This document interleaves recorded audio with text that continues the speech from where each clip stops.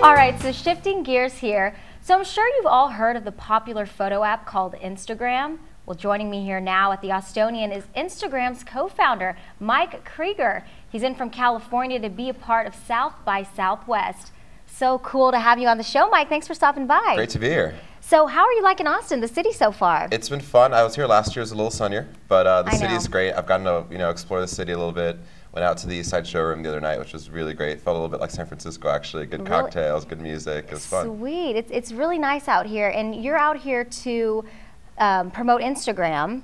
And let's talk a little bit about Instagram. You know, how does it feel to have Instagram said in the same breath as Google and Facebook and Twitter? What does that feel like? It's pretty amazing. We're still a really small team. We're 12 people in the office, so it feels like a little bit of like a tiny company taking on the world, but it's great. It's really flattering to be even in that same sentence as the other folks. Did you ever imagine that it would blow up like this? I mean, we hope for it, but you never know, and the way it's just taken off has just blown our minds. So what inspired you to create, your team to create Instagram, and why did you create this photo app? Yeah, so my co-founder and I have always been really into photography. Even from kids, we were tinkering around with cameras. My co-founder spent some time in Florence studying abroad, and the teacher, his photo teacher, the day he got here, took his nice camera away and gave him a Holga and said, "All right, you're shooting with this."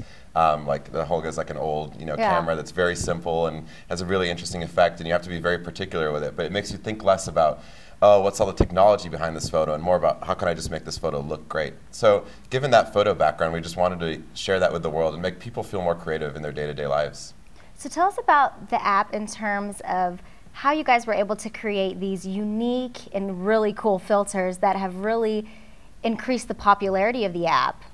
For a lot of it, it's looking at old photos and seeing how do they look and how can we match that. So actually, there's a lot of science to it, because what makes old photos look old, or even different photos have a certain mood to it, is a lot of the different color contrasts. So we'll take a look in Photoshop usually and say, oh, what are the different color contrasts here? We'll look at the distribution of colors and say, okay, how can we reproduce that and like give it to everybody? It takes me forever to decide which filter that I want to use. I've got to ask you real quick, which one's your favorite filter? I think Sierra, which is the one we added in the last release. I'm very biased towards the recent ones because I'll use the other ones a lot, so it's fun having something new to play with. And it's also really cool because you guys have a frame option where you can frame the photos, and then you also have the option to blur the photo as well.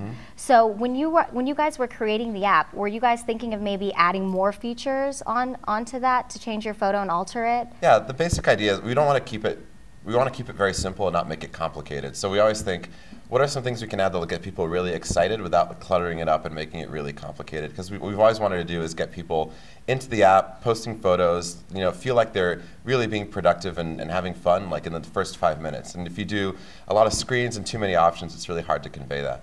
Sweet. And really quick, I noticed on your Instagram, because you do have Instagram, Mikey K, I noticed that you have a photo with Michelle Obama. That's your main photo. So you went to the White House. What was that experience like? And is she Instagramming? It was wild.